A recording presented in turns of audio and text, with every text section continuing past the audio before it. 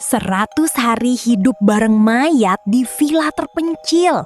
Di bawah bayangan arwah yang katanya penuh dendam. Dari sini aja sih harusnya udah kebayang ya, ini bukan tipe liburan yang bisa direview di Google Maps. Ceritanya dimulai dari Chief, suami yang dikenal super setia. Di mata orang-orang, dia tuh kayak gold standard suami idaman, yang gak ninggalin istrinya sampai detik terakhir. Bener-bener sampai garis finish. Tapi kenyataannya, Chief baru aja kehilangan Luntam, istrinya yang meninggal karena penyakit kronis setelah berjuang lama. Selama ini, Chief selalu di sampingnya, nemenin semua rasa sakit, semua malam panjang yang berat. Sampai orang-orang bilang, ini orang kuat banget atau nggak bisa move on ya? Hehe, tapi ya kita nggak judge dulu. Dia pernah janji satu hal, nggak akan ninggalin istrinya dalam keadaan apapun. Dan dia benar-benar nepatin itu sampai akhir. Hubungan mereka awalnya kelihatan indah banget. Tapi ya gitu, kalau udah terlalu perfect, biasanya hidup langsung bilang, nih gua reset ya.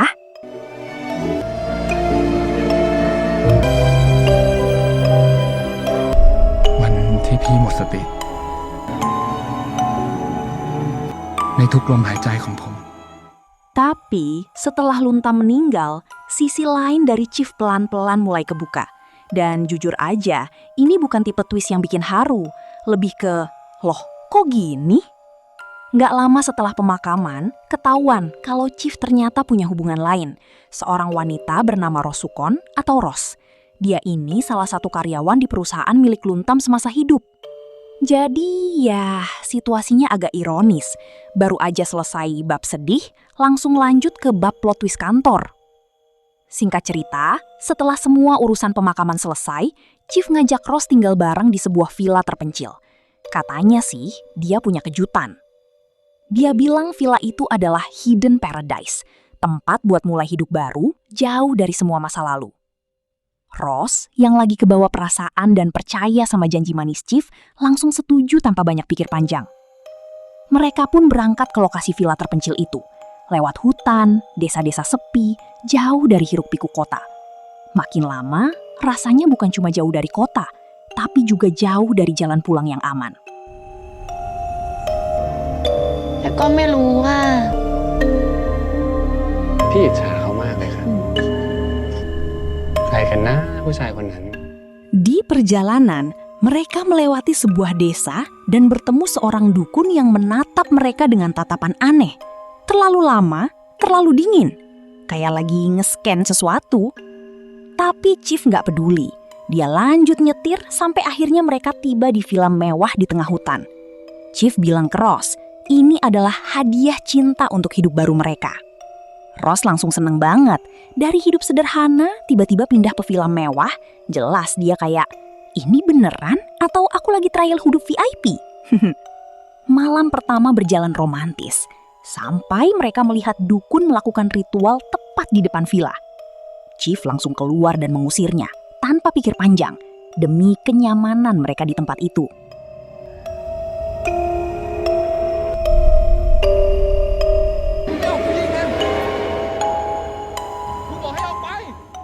Sebelum tidur, Ros mandi di batap, masih dengan suasana villa yang kelihatan tenang, tapi terasa nggak sepenuhnya aman. Awalnya biasa saja, sampai udara di sekitar mulai terasa aneh. Tiba-tiba, sosok Luntam muncul di hadapannya. Ros langsung terpaku, ketakutan luar biasa. Suasana tenang itu langsung berubah jadi mimpi buruk dalam hitungan detik.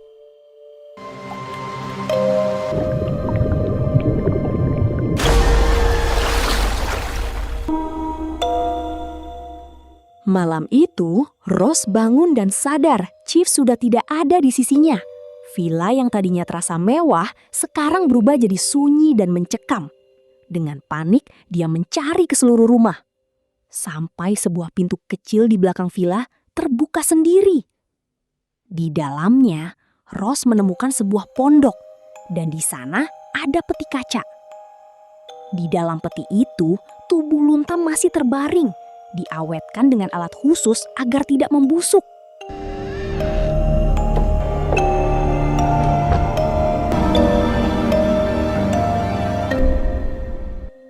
Mental Ross langsung runtuh saat dia sadar pria yang dia cintai ternyata menyimpan jasad istrinya sendiri di tempat itu. Jeff panik, mencoba menjelaskan semuanya ke Ross, seperti orang yang lagi kepepet di situasi yang gak bisa dia kontrol lagi. Ternyata semua ini ada hubungannya dengan wasiat Luntam. Dalam wasiat itu, Jeff hanya bisa mendapatkan seluruh warisan Luntam dengan satu syarat. Dia harus tinggal bersama jasad Luntam selama 100 hari. Kalau dia gagal, seluruh warisan itu akan hilang begitu saja. Lalu cerita mundur ke masa lalu dan terungkap satu hal yang lebih gelap lagi. Sebelum Luntam meninggal, dia sudah tahu tentang perselingkuhan Chief dengan Ross.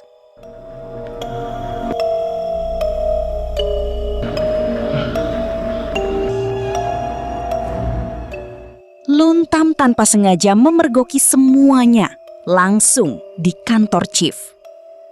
Pemandangan itu bikin dia hancur seketika. Pria yang selama ini dia cintai, yang dia percaya gak akan pernah mengkhianati, ternyata diam-diam berselingkuh. Luntam benar-benar terpukul, apalagi dia bukan orang sembarangan, cantik, kaya, dan tulus mencintai Chief.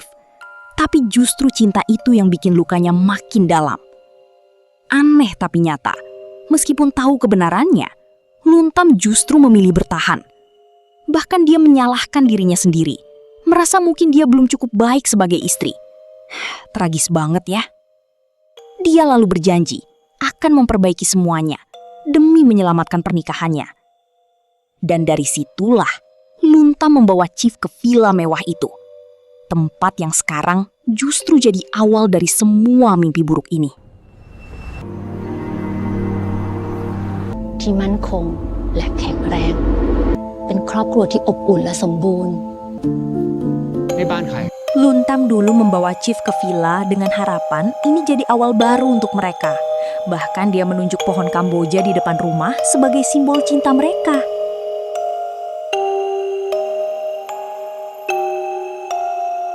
Kembali ke masa sekarang, hidup Ross di villa makin gak tenang. Gangguan Luntam bukan cuma muncul, tapi mulai bisa menyentuh fisik. Di dapur, Ross tiba-tiba dipaksa oleh kekuatan tak terlihat untuk mengarahkan pisau ke tangannya sendiri. Tubuhnya lumpuh total, tapi kehadiran Chief berhasil menyadarkannya tepat waktu.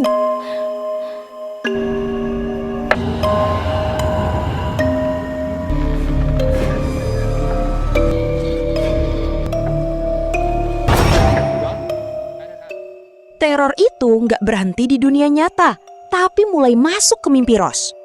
Setiap malam, Ross merasa ada tangan dingin merayap di tubuhnya, bahkan sampai menutup mulutnya. Dia selalu terbangun dalam keadaan panik, napas tersengal, seolah baru saja lolos dari sesuatu yang nggak kelihatan, tapi terasa nyata banget.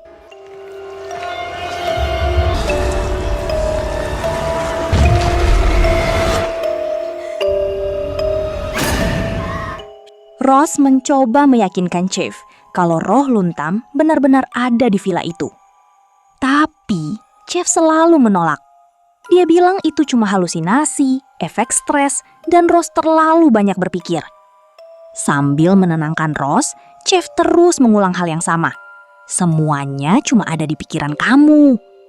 Tapi semakin lama Ross tinggal di villa itu, kondisi mentalnya justru makin runtuh. Dan batas antara kenyataan dan ketakutan mulai kabur.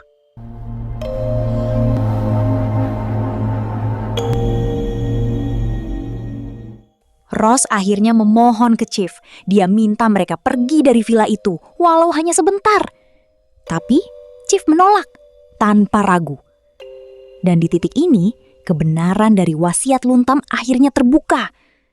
Ternyata wasiat itu ditujukan untuk mereka berdua. Dan ada satu aturan penting. Kalau salah satu dari mereka meninggalkan villa, seluruh warisan akan hangus. Jadi inilah alasan sebenarnya Chief membawa Ross ke sini sejak awal. Ross langsung merasa dikhianati. Dia mulai bertanya, apakah Chief benar-benar mencintainya atau cuma mengejar warisan Luntam? Dan Chief nggak berusaha menutupinya. Dia jujur. Dia memang mencintai Ross, tapi dia juga butuh warisan itu. Lalu, Chief membujuk Ross untuk bertahan sedikit lebih lama demi masa depan mereka berdua. หมายความว่าไงคะ แต่ถ้าเกิดว่ารถไม่อยู่อะทุกอย่างมันก็จบนะ Cerita mundur lagi ke masa ketika Luntam masih hidup. Saat itu, kondisi Luntam sudah mulai memburuk. Seorang dokter menjelaskan ke Chief bahwa dia menderita penyakit aneh yang bisa membuatnya tertidur berhari-hari tanpa sebab jelas dan bisa berujung fatal kapan saja. Di tengah kondisi itu, Ross justru datang ke rumah mereka dengan berani menuntut perhatian Chief. Di kamar, Luntam yang terlihat tidur sebenarnya masih sadar. Tubuhnya tidak bisa bergerak, tapi dia bisa mendengar semuanya. Air mata jatuh pelan, jadi saksi dari pengkhianatan yang terjadi di rumahnya sendiri. Saat kondisinya sedikit membaik, Luntam akhirnya berhadapan langsung dengan Ross. Dia memperingatkan Ross dengan tegas untuk menjauh dari pernikahannya. Bahkan mengancam akan ada konsekuensi yang jauh lebih buruk kalau dia tidak berhenti. Tapi Ross tidak mundur. Dia justru menantang, yakin kalau Chief lebih mencintainya. ถ้าไม่เลิกเนี่ยเธออาจจะตายก็ได้นะ มีอะไรหรือเปล่าคะ ออกไปจากชีวิตของเราซะ ไม่ใช่คำที่คุณควรมาบอกฉันนะคะ Chief yang sudah kehilangan semua rasa moral tetap melanjutkan hubungannya dengan Ross. Dan ini akhirnya memicu pertengkaran besar dengan Luntam. Luntam yang sudah lelah, baik secara fisik maupun mental, mulai mempertanyakan dirinya sendiri. Apa sebenarnya kesalahannya selama ini? Dia sudah memberikan semuanya untuk Chief, tidak pernah menuntut apapun, hanya satu hal, kesetiaan. Tapi yang dia dapat justru pengkhianatan. Alih-alih memperbaiki keadaan, Chief malah berkata kejam bahwa hidup bersama Luntam terasa membosankan dan menyesakkan. Di tengah pertengkaran itu, kondisi Luntam tiba-tiba kambuh. Dia jatuh, napasnya melemah, tubuhnya tidak lagi merespons. Dan yang paling mengerikan, Chief hanya berdiri, diam, menonton istrinya menghembuskan napas terakhir tanpa melakukan apapun. เธอถึงเลิกมันไม่ได้ พี่ทำทุกอย่างเพื่อเราสองคน ไปนอนก่อนนะพี่ ผมไม่อยากทะเลาะผมบอกให้นี่พี่ทำไมผมถึงเลือกเขาสั่งให้ผมอยู่ในโอวาท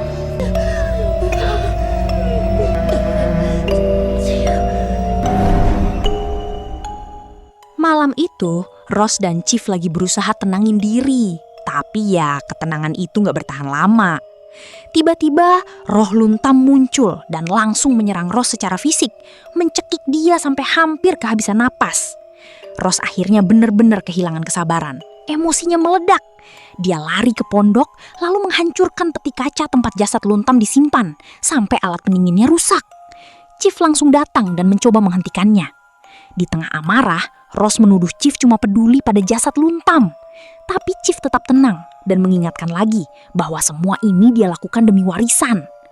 Pagi harinya, saat Chief pergi, keadaan malah makin buruk. Luntam jadi lebih agresif. Ross yang sendirian diserang habis-habisan oleh kekuatan tak terlihat. Ditendang, diseret di lantai tanpa ampun. Saat mencoba melawan, tangan Ross tertusuk paku di pegangan tangga, robek dan berdarah.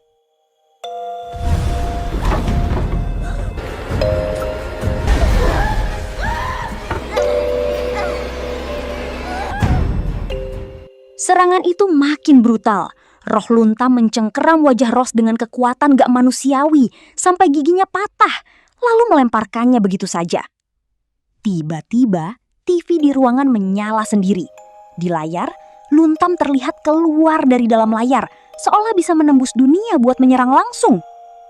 Saat Chief pulang, dia nemuin Ross udah panik dan histeris. Tapi lagi-lagi, Chief bilang itu semua cuma halusinasi Ross. Hari-hari berikutnya, Ross makin kehilangan akal sehat. Halusinasinya makin parah, sampai dia melihat Chief bersama jasad Luntam di pondok dunia. Dalam keadaan putus asa, Ross mendatangi dukun desa untuk minta ritual pengusiran. Sang dukun mulai melakukan ritual, bahkan membakar pohon Kamboja yang dianggap sebagai penghubung roh Luntam ke dunia manusia. Dan untuk sesaat, ritual itu berhasil. Tubuh Luntam mulai mengeluarkan cacing.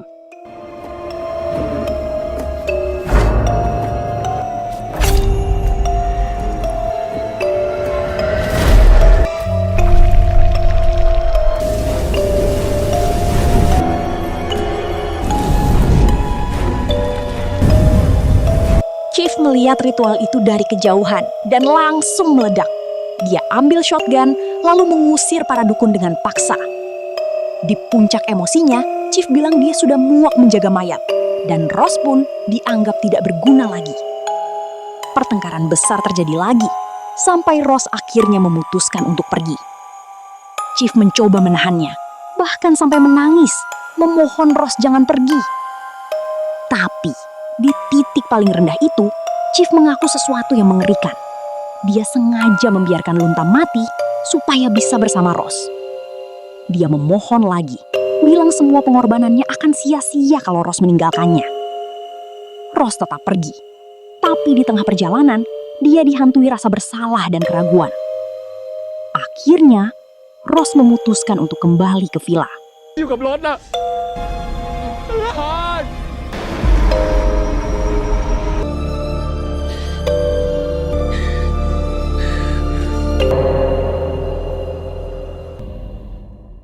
Saat Ross kembali ke villa, dia menemukan Chief sedang berendam di bathtub.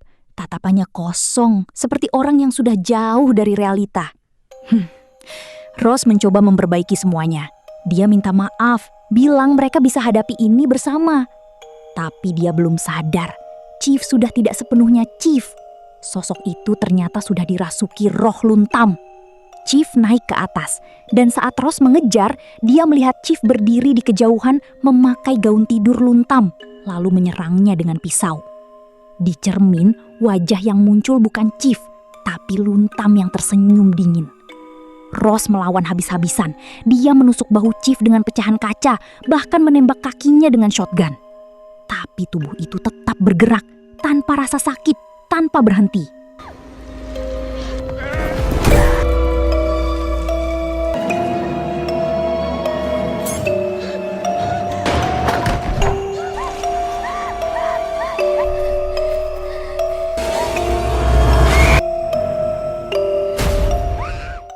Di tepi sungai, Chief akhirnya menangkap Ross.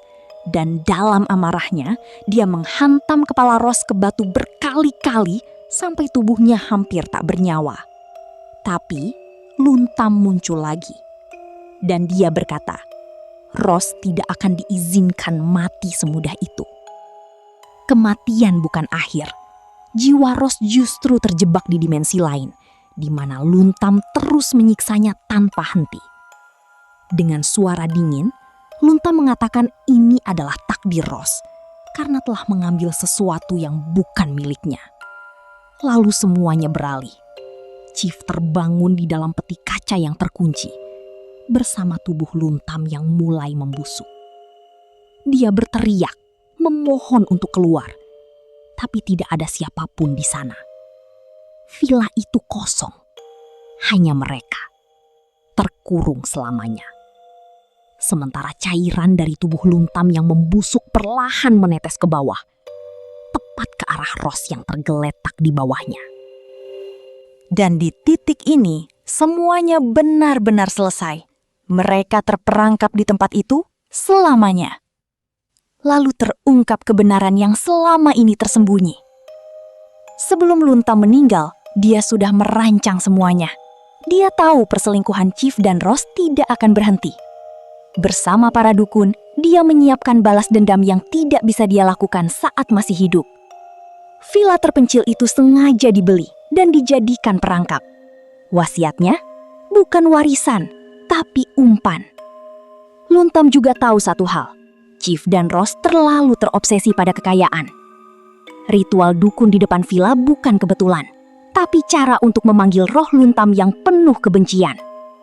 Dan akhirnya, rencana itu berhasil sempurna. Jiwa Chief dan Ross terkunci di tempat itu untuk selamanya.